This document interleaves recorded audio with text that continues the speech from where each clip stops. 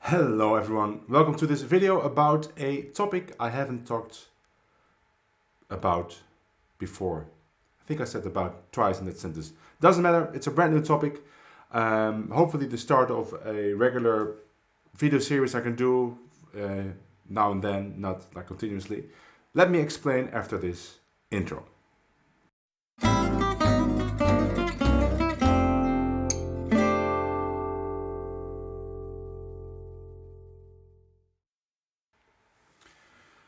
So, let me first explain how I got to this subject, because it enables me to explain something that I'm doing right now. As you might know, I have a Patreon in which I post all the tabs I'm showing you in the videos, and I'm making lots of Patreon exclusive videos in which I continue certain topics. And while I was making that index right before I left for a 3-week tour in the US, I just came back last week. Right before I made this big index of all my videos, which you can also find on Patreon, and it's very handy because all my videos are in order and you can browse through them very easily, because navigating my channel is not that easy with all the videos, with the amount of videos. I noticed some like videos that I thought, oh, maybe they would go well together with the topics I was discussing. So I was browsing through the tabs and I noticed, hey, this is a nice chord progression that is also in another video as I was talking about. And I started collecting lines that I was discussing on those similar chord progressions, or actually exactly the same chord progressions, and I started putting them together. And I thought to myself, hey, now I have a nice collection of lines, especially for this particular chord progression, which is not a 2-5-1, right? It's not a 2-5-1 because I made plenty of videos about 2-5-1s, but just other chord progressions that you might encounter in jazz that are not that talked about, are not talked about that often. And I compiled this PDF and I thought maybe I can make a video about that when I'm on tour, maybe in a hotel room if I have time, but I never had time. But now that I'm back home, I thought, you know what, I'm gonna make it now. And I'm talking about a progression lasting 4 bars, like an extended 2-5, right? Let's say we're in the key of F, so it would be 2 bars G minor 7, 2 bars C7, but now it's not G minor 7, it's G7. So it's a 2-5, but the 2 is also a dominant chord. So you get 1, 2, 3, 4, G7, C7, resolving to F. This happens a lot in a lot of tunes. For example, on my channel, the backing tracks, All of Me has it. There Will Never Be Another You. The song I was just playing, It Could Happen to You. Well, many more. I can't think of it now. Oh yeah, Honeysuckle Rose, Take the A Train, Just Friends, See You in My Dreams. Lots of songs. I dare to say, if you go to a jam session, 1 in every 3 songs will have this progression, 2-5, with the 2 being a dominant chord. And of course, you could navigate those changes with playing the same kind of idea twice, right? You could play, okay, first I'm going to play some diminished idea for G7, and then doing a diminished idea for C7, or actually that's an altered idea. But I was, the lines I described were more of a continuous line, connecting both chords just as a continuous line without you being able to hear that the chords are changing, right? It's really like one line over those 2 chords, and I found those lines very interesting because normally I wouldn't really think of those lines. So I'm going to show you 5 of those lines, and I will save the other lines I have for a Patreon exclusive video, which I will make in the near future. And I took 5 from 5 different sources, so that just makes it more fun. And if I remember the sources, I will mention them. So let's go to the first line. It's either 5 or 4, I don't remember what I have. Okay, so this is the first line. It comes from Joe Pass, and wait, is this the first line? No, this is not the first line. No, this is the first line. And that comes from, I guess it comes from, if I have to guess, I think it's Pasquale Grasso. I'm not 100% sure, but I think so. So if it comes from Pasquale Grasso, it's a safe bet to assume it's also played by Bud Powell in some kind of variation maybe. It's a very nice bebop line, and it sounds like this. So we're talking about G7, C7 to F. 1, 2, 3, 4.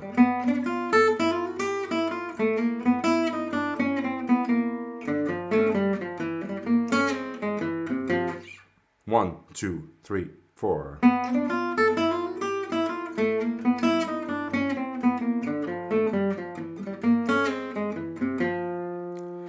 You can analyze it if you want. I'm not really interested, as usual, in theory. I just like to remember these lines and play them first verbatim, and then I might experiment with them.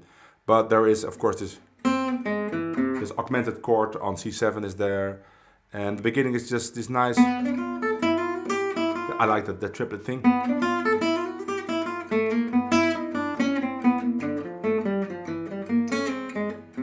I like the ebb and flow of the lines, like it goes up, goes down. It's very unpredictable, but still very much in the bebop language. So I thought I'd demonstrate it, because it's an F, I will demonstrate it on Honeysuckle Rose, and that is a backing track you can find on my channel. I will link to it.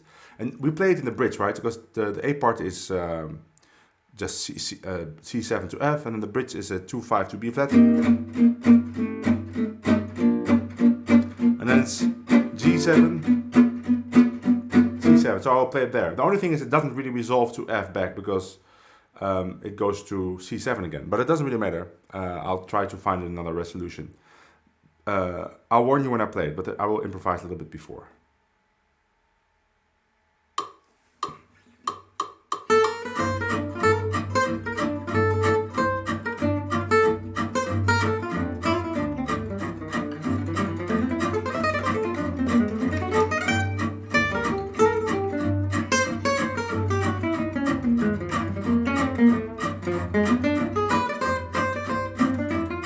Bridge. Here we go.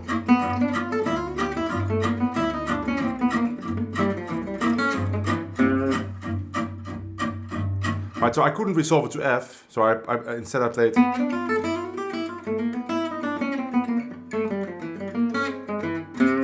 to end on the C. But now let's play it maybe on a song I can resolve it, like All of Me.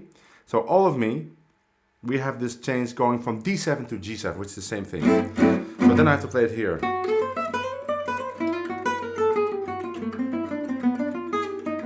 And now I can resolve it. So you might say, how did you find that so fast? Well, it's easy.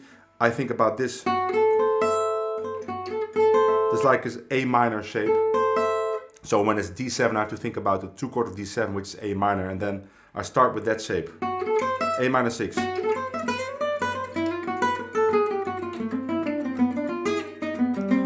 But when I have to play it in E flat, so we get F7, I think about a C minor 6 shape. Or here.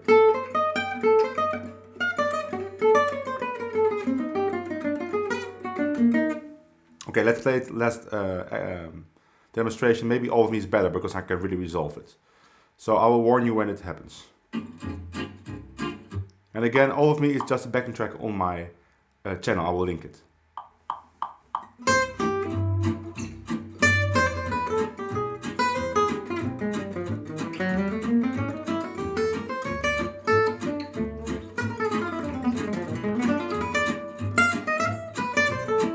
Here we go.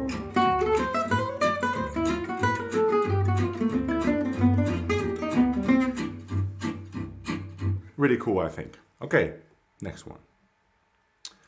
This is a Joe Pass line. I also discussed it in my Joe Pass series.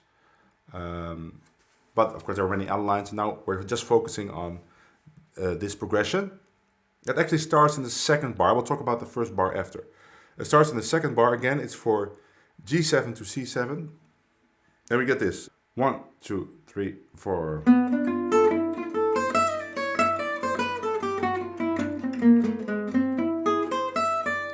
One, two, three, four.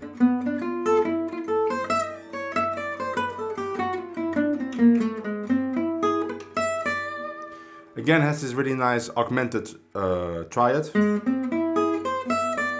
In quarter triplets, makes it extra nice. Really stands out.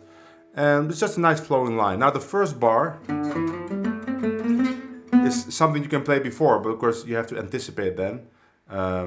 Because you could start immediately on G7, or maybe if you are searching for someone to connect it to, you could play this before. 3, 4.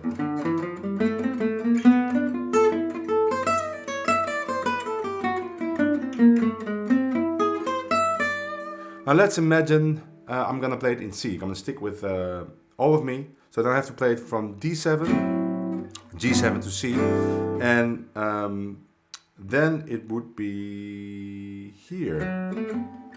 I see it because D7 is here, right? So it's right there.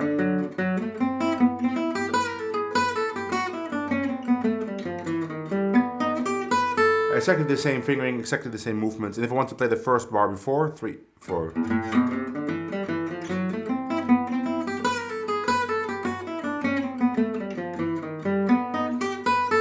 Let me try to play it in All of Me. Maybe I can manage to play that first bar before even.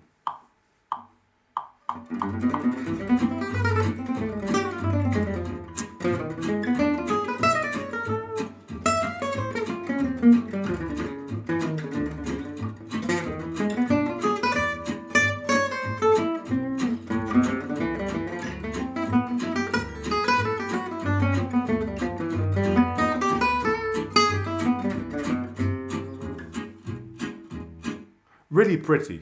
I think it's a little bit easier maybe to find in the middle of your solo. So you got to work on connecting it to your other lines. I did the best I could now. Maybe it was a little bit of a jump. But you see, once you hit that line, it's really something unique that you might otherwise never play with this quarter triplet augmented triad. Let's go to the next line. By the way, if you want to download all these steps, then you can go to my Patreon and all the tabs are downloadable. You can print it out. Yeah, here is one. Who is this by?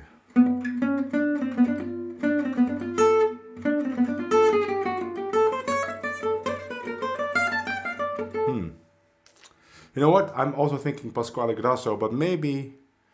I thought I took 5 different sources, but maybe the other one is by someone else. One of these 2 lines I was talking about is by Pasquale Grasso, but it's a typical kind of bebop line again. 1, 2, 3, 4.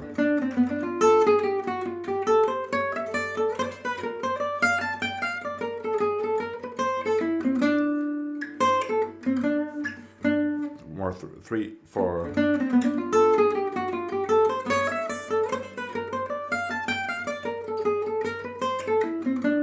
It's not the easiest to play. For me, a tip from me, maybe it doesn't work for you, is I really focus on my second finger. It does a lot of work. From here. Right, I jump twice. Of course, maybe you want to take a different fingering, but for me this really works.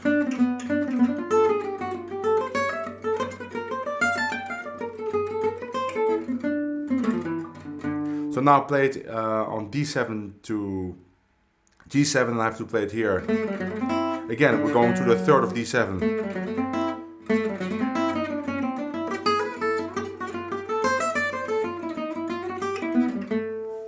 Let's play it on the backing track.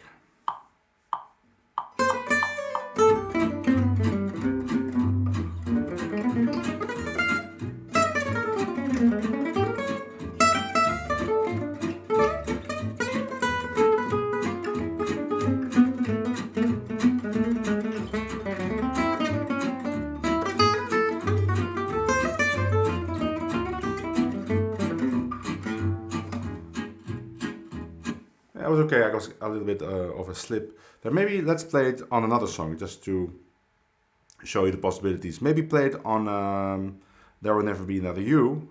So there I have to play it on F7 to B flat 7. So then it's, because here's F7, here's the A.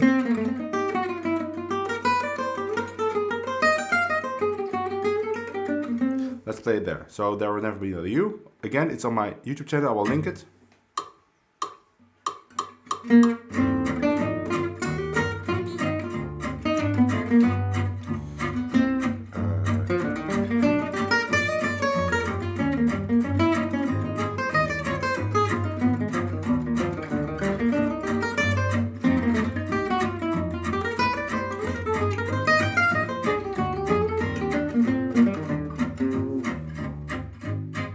Really very cool line. Okay, the next one. Is that the last one? It's the last one. And the last one is saved. Well, not the best, but I saved a nice line for the last one. It's a Django Reinhardt line. I think it comes from his recordings in Rome. Specifically, this song would be Waiting for the Sunrise, I think. Originally, it's in C. I wrote it down again in F, and it sounds like this. 1, 2, 3, 4, 1.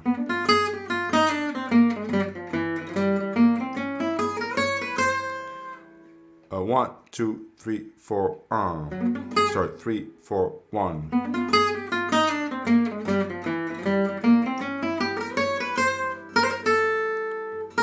You can resolve it anyway. I resolved it like this here, but you can also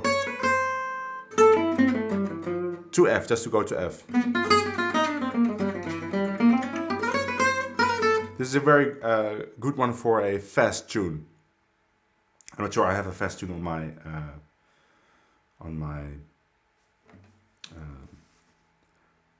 YouTube channel.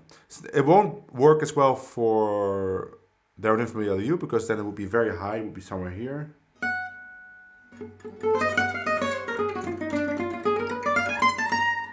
Well, it could work. Let's try it. Let's just try it on There Will Never Be.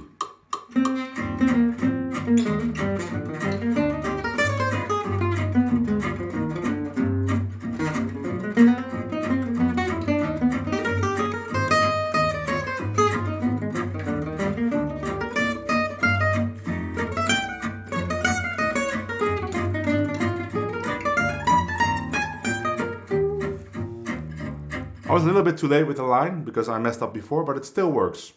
Let's do it on another tune. That All of Me, that would be here.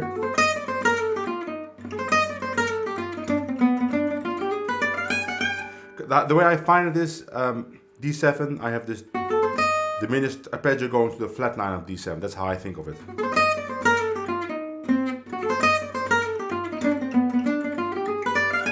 And the rest is just the movements of my hand, which I practiced many times. So it should work. Okay, here we go. All of me.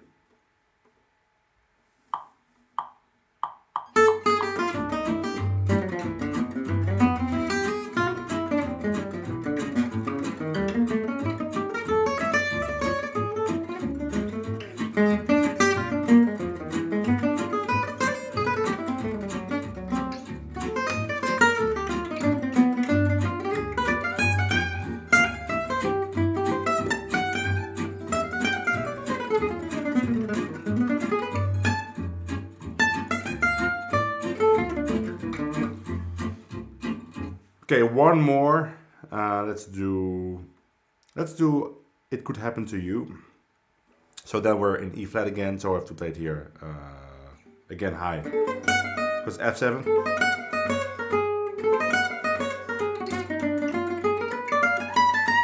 Maybe pretty challenging to make it fit, but you know, I like to challenge myself, and it's even more fun if I mess up, because then you can some people can really let me hear it in the comments. Here we go.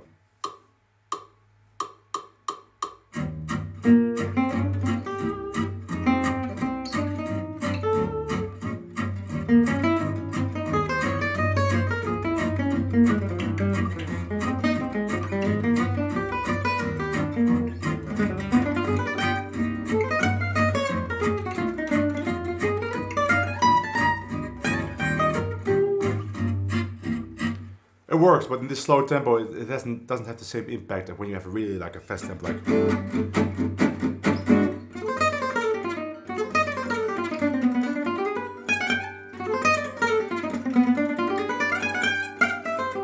Go listen to Django play it on Waiting for the Sunrise, and you hear how exciting it is. Okay, these were the 5 lines. I hope you enjoyed them, and you can do with them whatever you want. You could practice them verbatim and practice them like that. That's what I would recommend at first. You could deconstruct the phrases and use only some of it. You could analyze it for the ideas. But personally for myself, I just learn these phrases as is, and I try to connect them to other stuff I'm more familiar with already because they're a natural part of my playing. And then I just keep playing these phrases until they become a natural part of my playing, which can take a very long time. And only then I would start to deconstruct the lines, and usually that goes automatically, because then I start to vary them with the experience I have varying lines, but I only do that naturally with lines I really got in my fingers, so that would take a lot of time with these lines, but they're worth it. I will make a video for patrons only on Patreon with the same concept next week, I think. And I will continue this series from time to time, looking at other progressions that you might find that are not the standard 251 or 16251, but just other progressions. Might be even for one particular song. I will see you in the next video. Bye!